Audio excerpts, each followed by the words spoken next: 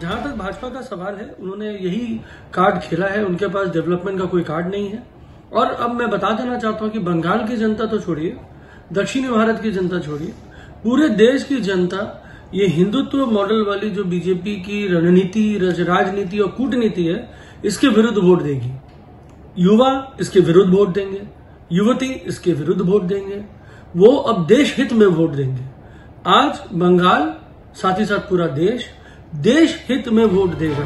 TMC उसी राह पर लोकसभा चुनावों की तैयारियों में जुटी हुई है जिस रणनीति पर चलकर उसने तमाम कयासों के बीच 2021 के विधानसभा चुनाव में जीत का परचम लहराया।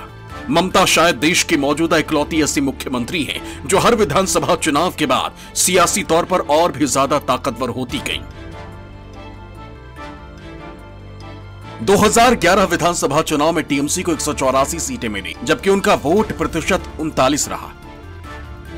2016 में उनकी सीटों की संख्या बढ़कर 2011 हो गई और वोट 6% तक बढ़ गए।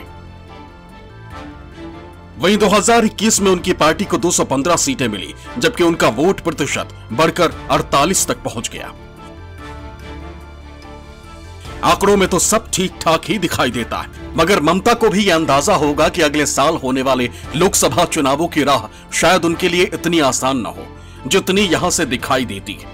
इसकी बानगी पिछले विधानसभा चुनाव के दौरान ही दिख चुकी है। प्रधानमंत्री मोदी और उनके चाणक्य अमित शाह ने अपने हार्ड हिंदुत्व के फॉर्मूले से बीजेपी को ताकतवर दीदी के सामने एक बार तो मुकाबले में बराबर लाकर खड़ा कर चुके थे। नतीजों में पार्टी को सीटें बेशक 75 ही आई हों, मगर पार्टी बंगाल की धरती पर हिंदुत्व का उबाल लाने में करीब करीब कामयाब तो हो ही गई थी।